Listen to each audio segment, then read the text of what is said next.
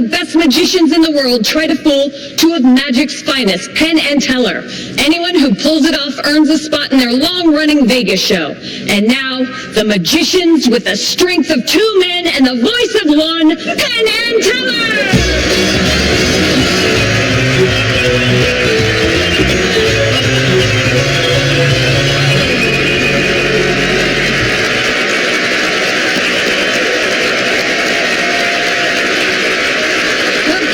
It's time to meet our first potential fooler.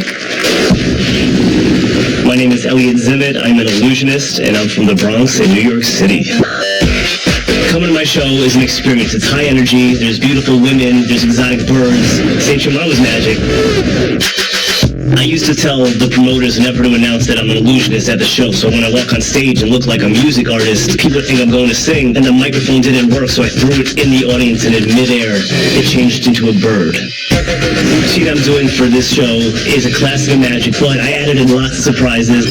There's always possibility of messing up, but I just hope to impress Penn and Teller with my style of magic.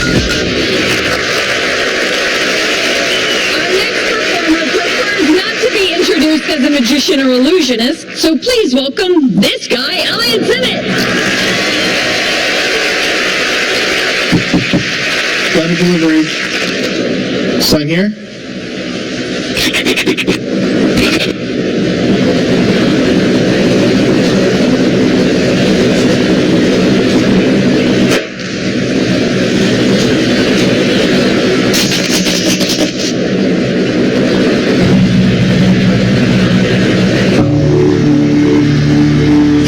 That seeing is believing. But is it? You know, right now, I feel like I'm flying. But am I? And then I spot this girl in the crowd, and I noticed my feet are still planted here. Man, she looks like a heartbreaker. You know, a little dangerous.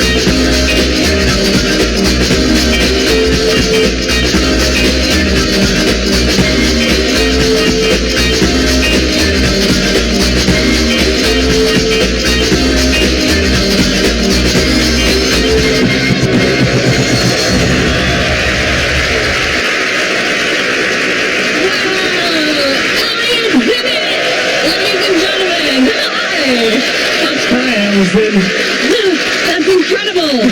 So you're sort of like part magician, part rock star. Trying to figure it out myself. I think it's working, whatever it is. It's really, really entertaining. Thank you so much. Yes. So where do you get your inspiration from? Yeah, like you said, I love concerts. You said rock star. I love concerts, hip-hop, rock, whatever it is. I'm a big Usher, Kanye West, Rihanna fan.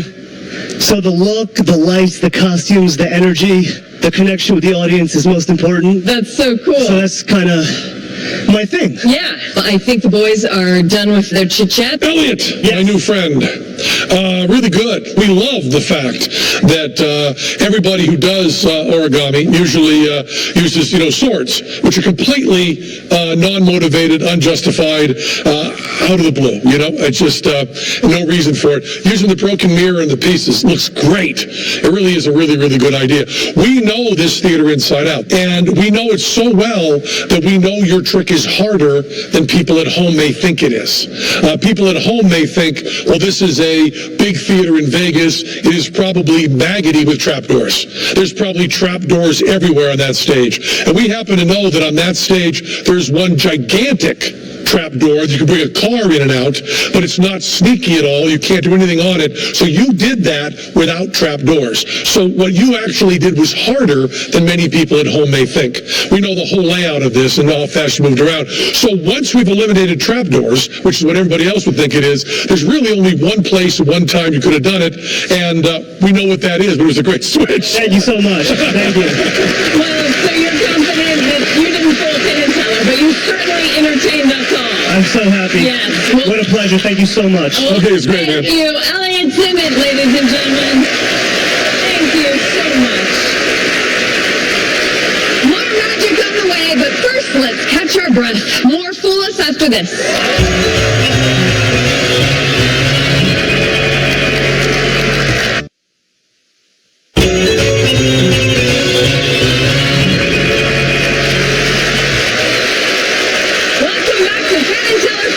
Where magicians try to hoodwink our in-house Houdinis. Let's meet our next trickster. My dad inspired me to have a career in magic. He did these homemade movies. He would call them crazy shots, and they all had a magical quality to them. They were kind of practical jokes, and sometimes I was the butt of the joke. I do the cups and balls routine that involves the element of sound. The steel balls came about because I found a steel ball bearing in my dad's toolbox. The magicians were impressed by the fact that I was fooling them with sight and with sound at the same time. The magicians, they're not often fooled because they know the secrets. And what you do is you sort of try to use that information against them. Fooling other magicians was a way of carrying on my father's life. Please welcome Paul Gertner. Thank you. Thank you. Thank you. Allison, would you mind joining me at the table? I have a trick that you've never seen before, and I want you to see it up close. I would love to. Okay. Thank you. Now, Penn and Teller, it's a pleasure to be here, and I brought something special to show you. It might even look a little familiar, because I brought a deck of marked cards. You see, Allison, Penn and Teller know an awful lot about marked cards, and they would tell you that, of course, most magicians mark the cards on the back. However, I mark them a little differently. I mark them on the edge. Yeah, see, you can see on the edge of the deck, it's like a little pattern, like a barcode pattern. There's information there, you just don't know how to read it. And I'm going to teach you right now. Oh, thank you. Now, I actually marked each card with this permanent marker. And that's important because each card has a unique code on it, but it's permanent, and I can't alter it or change it in any manner. Now, if you take a look at the cards, now listen, I want you to confirm for everybody that all the cards are mixed up. In other words, they're not all the red cards here and black cards here. Yes. It's a shuffle pack of cards, right? Yes. And I'm going to begin by actually having you select a card. Okay. So now this works with any card in the deck. So I want you to choose one at random, so just say stop as I riffle the pack. Stop. Okay. Look at the card. Remember the name of the card. Okay. And we'll let Penn and Teller see it. I'm going to place it in the pack. And normally at this point in a card trick, the magician squares up the deck and shuffles the card. Right, guys? Yeah, that's Magic 101. But I'm not going to do that. I'm going to give these cards what we call an unshuffle. Now, it's the opposite of a shuffle. In fact, if you take a close look right here, I'm going to show you that you can see it looks like a shuffle, it sounds like a shuffle, but it's actually an unshuffle. And if you watch the marks on the edge of the deck, you'll see it's starting to read unshuffled 4 times on the side of the deck. See? Because I'm actually unshuffled these cards into 4 different groups. Hearts, clubs, spades, and diamonds, the 4 suits in the deck. Yeah. But if I give the cards another unshuffle, just like this, and you can see when I give the cards an unshuffle, it looks like a shuffle, it sounds like a shuffle, but it's not. That's an unshuffle. And in fact, take a look, it's now starting to read unshuffled 2 times on the side of it. Because I've now separated all the high cards from all the low cards. Yeah. But it gets even more interesting if I give the cards one more unshuffle. And if I do it, I want you to stare at the edge of the deck and see if you can tell the moment that these cards become unshuffled. But Allison, if it says unshuffled, I have to prove it. Remember in the beginning I showed you they were all mixed up? Take a look at them now, because from the ace through the king of hearts, of clubs, of diamonds, of spades, it's a completely unshuffled deck. Thank you. Thank you. Now, wait. There's one minor detail. In the beginning, you selected a card. Yeah. And it's somewhere here in this unshuffled deck. Now, I could look for your card face up, but they're all in sequence. Perfect order.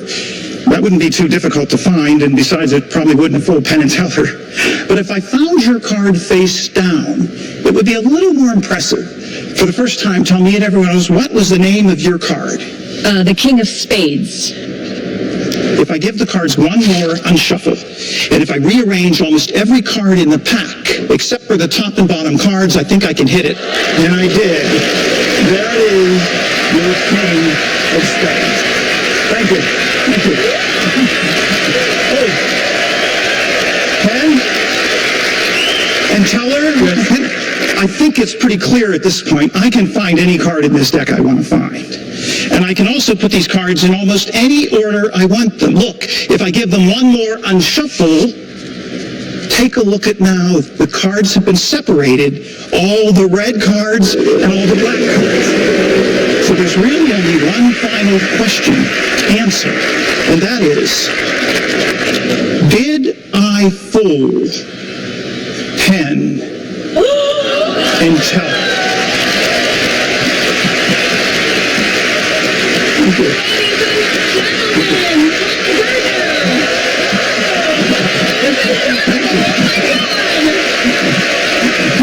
That is a trick that you know Penn has asked you about, Well, that's or read your the tricky book part. about? Penn bought my book a number of years ago to learn that trick. In fact, I saved his email. I still have his email. Oh, that's so cool. So you did a trick that you know Penn knows. Yes, that's true, but there was a little twist at the end that I think might have made them smile. Okay. And now how do you come up with, like, the little change? Are you just, like, driving down the street and you're like, wait a second, I got it. That took about 10 days of thinking and about another week of preparation and then another week showing it to the top sleight of hand artist in the world, okay, on video to say, is this gonna work? Keep my fingers crossed here. I don't know. All right, that was a wonderful performance. Let's see what Penn and Teller think. Okay. Gentlemen, with the notebooks. I want to say first, before we get to the hard part, I am a huge fan of Paul Gertner's. Huge fan. Penn, did you hear him? You were deliberating, but he saved your email that you wrote him years ago. Well, I did buy the book from him and worked forever, and I'm not going to even give one word of how that's done because he knows that I read the book. He knows I worked on it. And I think he also knows I failed. I never got good enough at it to perform it. But I'm not dead yet. I'm going to keep working. So it's only the ending we're talking about. When the Penn and Teller comes into view at the end, it kind of blew our minds. And we think it's the same deck of cards he started with. I'll also go out with that. We don't think he did anything big and gross on that, even though he's got a table the size of an apartment. We don't think he did anything there. So we then have two choices for what he did, and I'm going to ask this in two different ways. One is, can we look at the cards? Can you look at the cards that You used, yeah. Yeah, I mean, they'll tell you something, but not all of them, sure. Because we think, I'll tell you before this, well, it says Penn and Teller Inspecting the props? pretty clearly. And if we do that, and we do that, Teller looks we get very nothing, excited. and we do this. Hello? Yeah, well, actually, it does. We did learn something from this deck. I don't know if you can see the angle on this, Paul, but if you look, I don't want to screw up your whole deck, but if I do a shuffle like this, I want you to watch the edge. I think you'll see it come into focus. It says, Paul Gertner, you fooled us. You see that? You see that? Look at the exact right angle. You see the right angle? Amazing. Beautiful. Thank you.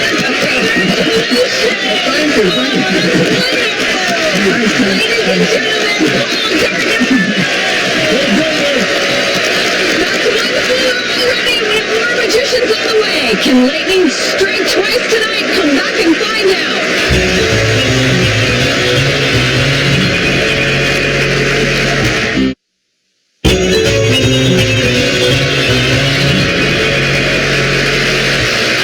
Welcome back to Penn and Teller Fool Us. We've already had one successful fooler. Is there another in the house? Let's find out as we meet our next magician. I always knew I was never going to be a serious magician. Far too uncoordinated and not attractive enough. Play to your strengths. Always play to your strengths. My interest in magic comes largely from my great uncle. At family get-togethers, he would come by and eat fire. I'm from Toronto, Canada. What are Canadian people like? I try to do a little bit of good in the world. I do a show called Mosquitoes Suck. We raise money for people in Africa who are suffering with malaria. If I could fool Penn and Teller, I will politely apologize because that is the Canadian way.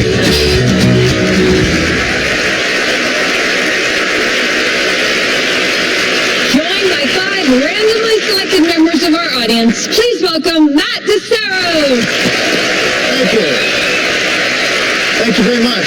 Normally you see psychics on TV, these fake psychics on TV, and they know girls' phone numbers, they know lottery numbers, they know social insurance numbers. I've actually chosen to direct my fake psychic powers to knowing one thing and one thing only. I know the color of these people's underwear. It's okay if you're not wearing any, man. We'll sort that out. Don't worry about it. So look, I'm going to give you each a card. And on this card, I would like you to write down the color of your underwear. But you got to have some fun with it, okay? So take the card. You can write down anything you like, but have some fun with it. So if you're wearing white, don't write just white. White would be kind of boring, you know? So instead, be creative. You know, you could write marshmallow. You know? Or maybe instead of white, you might write cloud, you know? If you're wearing black, don't write just black. Black would be boring. Instead, maybe you would write like coal, you know? Or maybe you'd write midnight, something hot, something sexy, you know? Lace, something like that. Brown is not a color, sir, just so you know, okay? You can't have that. So have as much fun as you like. Write it down. When you're finished, hold the card up to your chest so I can't see what you've written. That's very important. So write down whatever you like. Have as much fun as you want, but never let me see what you've written. In a minute, I'm going to try and be less like a psychic and more like a poker player who knows a little bit of magic. I'm going to try and figure out whose underwear belongs to who, and who's lying, who's telling the truth, combining a little bit of the science of body language and a little bit of magic. So when you're finished, I'll take your pens. Thank you. Are you doing this, sir? Writing a book? No, you got it, good. Now, if you would take all of your cards, pass them down to the gentleman on the end, okay, sir? So you get them, take all the cards, pass them down to the gentleman on the end. All right, just pass them down. Look at you having a little peek at the cards there, sir, eh? Give them a shuffle so I don't know the order. I'll turn my back. Give them a shuffle. I don't want to know whose underwear belongs to, so shuffle, shuffle, shuffle, and let me know when you've done that. Have you done that? Yep. Excellent. I'll take the cards. So we'll see what we got. Somebody here wrote down eggshell. Sexy, sexy. Somebody wrote down tangerine. Man, ow. Somebody here wrote down midnight, kind of middle of the road. Somebody wrote down snow. Cha-cha-cha. Somebody wrote down ocean blue. If that's yours, I'll myself, sir. That's hilarious. So like a poker player, I'm going to try and figure out who's lying, who's telling the truth, whose underwear belongs to who, and I'll do that just by saying the word on the card. So when I say the word, what I want you to do is always answer in the affirmative. Always say, that's my underwear. Never tell me it's not your underwear. Always say, that's my underwear. I'll try and figure out who's lying, who's telling the truth. Okay? So we'll try it here. Eggshell. That's my underwear. I want it to be, no question. Eggshell. That's my underwear. Possibly. She closed her eyes. Maybe a sign. Eggshell. That's my underwear. Ooh, maybe. Eggshell. That's my underwear. Nice. Eggshell. That's my underwear. Look at the smile on your face, sir. I'm going to give give you the eggshell. Don't tell me from right or wrong. Just hang on to it. I do like this one. Tangerine. Let's try it here. Tangerine. That's my underwear. Nice. Tangerine. That's my underwear. Oh, I think we might have a winner. Tangerine. That's my underwear. Possibly. Tangerine, sir. That's my underwear. You could be wearing 2 pair. Tough to say. I'm not sure, but I'm going to give you the tangerine. Don't tell me from right or wrong. Just hang on to it. We'll try it here. Midnight. I'll start right back over here, looking at you. Midnight. That's my underwear. Possibly. We'll check with you again. Midnight? That's my underwear. You blinked. That's tough to say. Midnight? That's my underwear. No, I'm not sure. I'm going to give you the midnight. Now, look, finally, I have snow, and I have ocean blue. Either way, it's not working out well for you, big guy. People are going to talk. But I'm going to go with my gut on this one. I'm going to give you the snow, and I'm going to give you the ocean blue. Now, look, I gave you each a card. If I gave you the card that you wrote on, if I gave you the card that corresponds to the underwear you're wearing, please return to your seats now.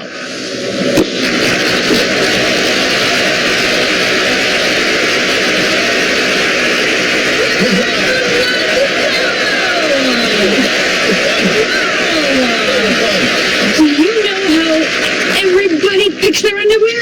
I know a little bit about everyone. I know the intimate secrets of everyone in the audience, yes. Does that ever go horribly wrong? I once had an audience member say, I'm just not wearing any. And then they've turned with their back to the crowd and opened up their fly in their pants to actually show me their underwear, which, for the effect goes wrong, but for me personally, it was fantastic. I enjoyed that. Why you still do the trick? Yeah, it's actually what I hoped for at the time. Yeah, it's my dream job. Let's see how Penn and Teller are doing. Yes. I wonder how they'll manage with this. I know. Can you guess their underwear? If I let that secret, there are secrets, and then there are secrets. All right. This is an effect that goes back, I think, starts out mostly as part of the religious act of spiritualism. You would be given an object, and you'd be able to tell who it belonged to, because the spirits of the dead would tell you. Well, it's not that. Spirits of the dead did not tell you. Also, you don't have someone in the audience flirting with the people, asking them, oh, by the way, what color is your underwear? Which is a great pickup line, by the way. Try using it. And those also are real people from the audience. But one of the things we ask ourselves as magicians, we ask ourselves, if we had real magical powers, what would we want to do? You're the only one who's answered that question from my heart. If I had real magical powers, I would want to do your psychometry, whether it's pseudo or whether it's real. If I had magic powers, they would be yours, Matt. They would be yours. Thank you, and that is why you guys are the best. Totally busted me out on that. Yes, of course. Okay. Thank you very much, guys. Fool them. Thank But you. you entertained us all. Thank you so much. It's so nice to meet you. Ladies, Matt DeSoe. More amazing magic when we return.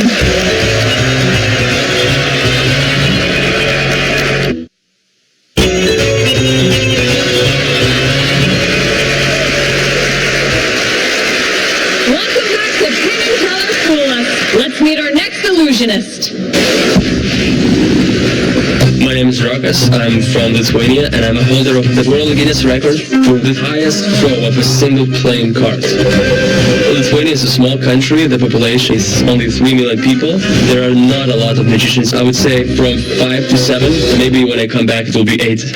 When I was 14, I didn't really have friends, so I learned magic as like a hobby. It was very hard to learn magic in Lithuania because we didn't have magic shops. But when I was 16, I knew that magic is going to be my career, and now I'm here. Yeah! I hope I would inspire Lithuanian kids to pursue their dreams. Our next performer comes from a country with only 5 working magicians. Well, 4 since he's here now. Please welcome Lithuanian magician Rokas. Hello, Mr. Penn. Hello, Mr. Teller. Hello, Las Vegas.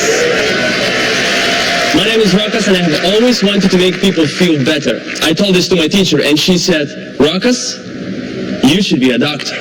As you can see, I failed. But wherever I go, I bring an X-ray machine to remind me not to give up on my teacher's dreams for me. Actually, it is an amazing machine. It has many features, and one of them is I can see through my body. And if I snap my fingers, watch what happens.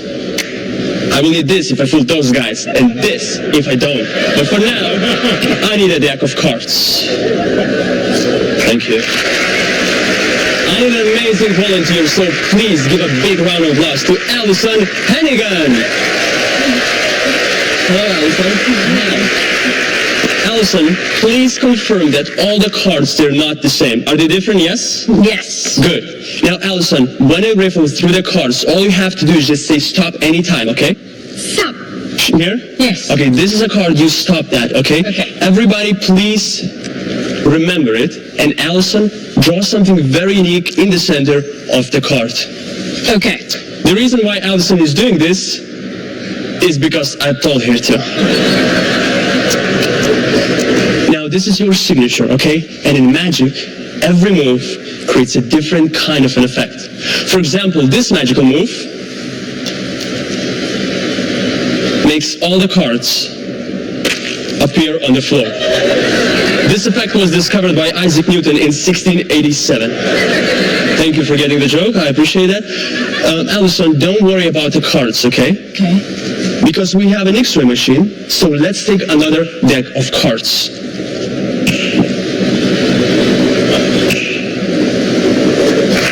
Alison, take your cards, take it out from the box, okay? Please shuffle the cards. Make sure they're all different. Throw them away, no problem. Yeah. Shuffle the cards. That's perfect. Guys, stop looking at me. Oh, no. Can I have the cards? Okay. So, Alison, your card, your signed card seems like it would be very easy for me to find your card, but it's foolish. So, let's make your card look like every other card in this deck. Thank you. Now, Alison, in a minute, again, your card goes somewhere in the middle, okay? And in a minute, I will have you to hold the cards like this. Okay. Okay, so please hold your left hand like that and cover it with your right hand, please. Okay. In a minute, I'm going to do a magical move. Watch. Your card jumped under your elbow. But it didn't stop there. Because it jumped into my pocket, and inside my pocket I have nothing but my wallet. And except it's empty, with an exception. I have an envelope here.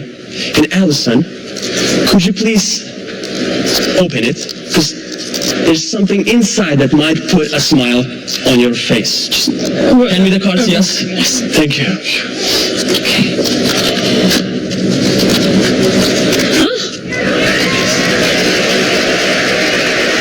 I know what you're thinking, because we're already warmed up. Let's put the card into the most impossible place in this entire room, okay? Again, your card goes somewhere in the middle, and a watch. Did you feel anything? No. Say yes. Yes. There's something in Alison's stomach. Alison, could you please stand on the sign that says stand here? Just sign the sign. Sure. Okay, please hold your hands just like this. Perfect. And when I tell you to, make 2 steps to your left. Say yes, Ruckus. Yes, Rock. Okay, perfect. Are you ready? It's a good thing you're attractive. Okay, thank you. Do it.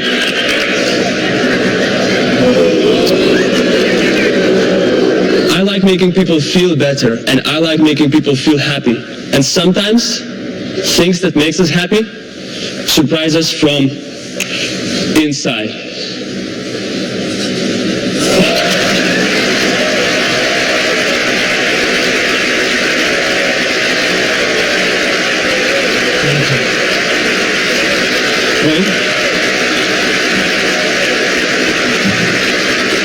Watch.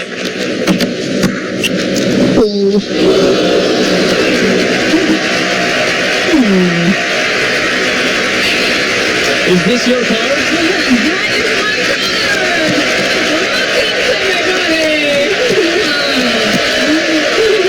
Wow! Oh my goodness! And that is my card! No, that's for eBay, sorry. So you actually told me earlier that part of the reason that you learned English so well is because of magic. Is that true? We had English lessons at school, but I was just too lazy. And I had no motivation for that. And I got this magic magazine. I was like, I want to read this. So I had my dictionary in a magic magazine, and I was just translating every word of an article, and this is how I learned English. That's great. It was 2 days ago, by the way. All right, well, it's time to go to the boys. Let's see what they think. Gentlemen. When you do this act, do you do it also in Lithuanian? In Lithuanian? In the language, yeah? Yes. I'd love to hear that. Do a little bit of it in Lithuanian. Okay. Labas vakaras, ponios ir ponai, labas vakaras, Penai, labas vakaras, Telleri, ir labas vakaras, Las Vegasai. Very nice. Very nice.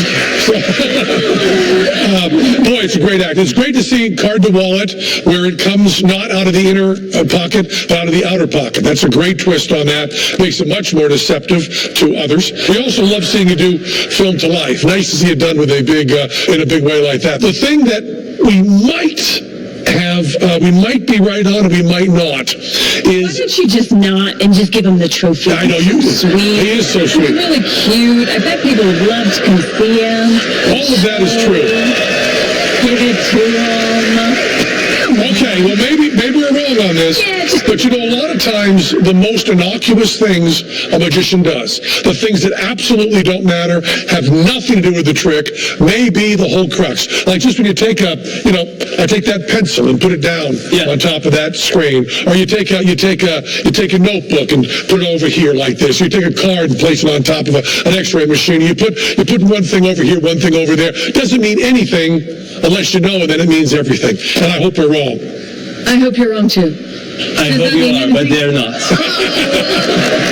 You're right. Okay, so you didn't fool them, but you certainly are so charming and wonderful, and I love you. All right. Thank you, Marcus. Not enough for you?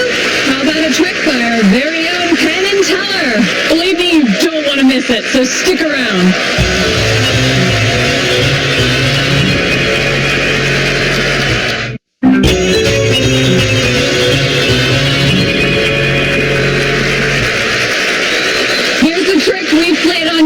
We've secretly saved the best for last. Please welcome Penn and Teller.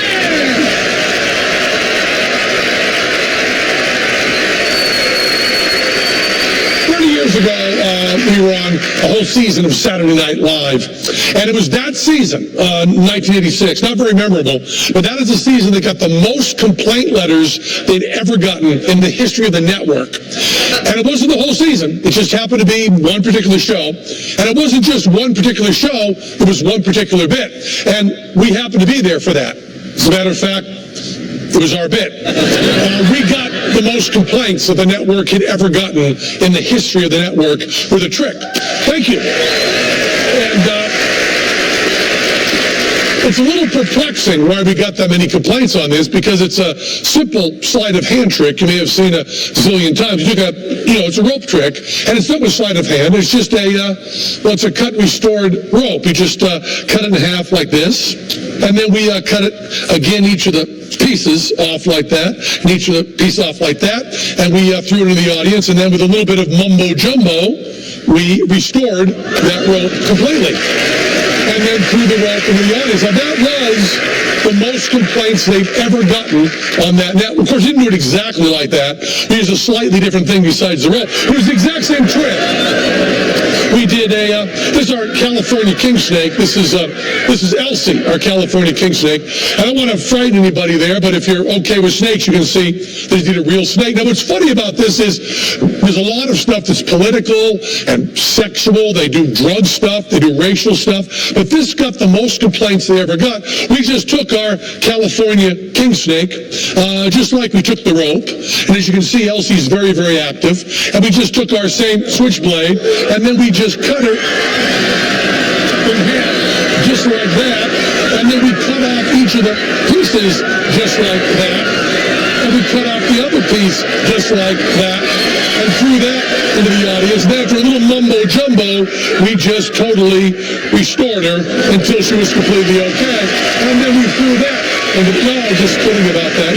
And people complained about this and said even if they knew it was a trick, it could still give people ideas. Now, what I find so interesting is 2 months later, we were on, and we did a trick where we put Teller in a water tank, completely submerged him, and within the plot of the trick, he drowned. I was doing a card trick, I screwed it up, he drowned, and the producer asked us to have Teller come out at the end and wave and show that he really was okay.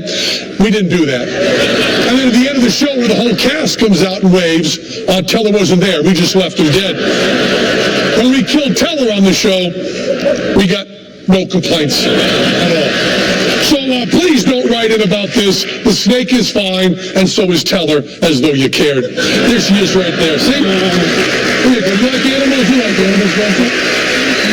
You say hi to Allison. Yeah. She likes you. Oh, she? Yeah, there she is. All right, well, that's it for tonight. Set your alarms for next week, or just leave your TV on until then. Good night. Good night.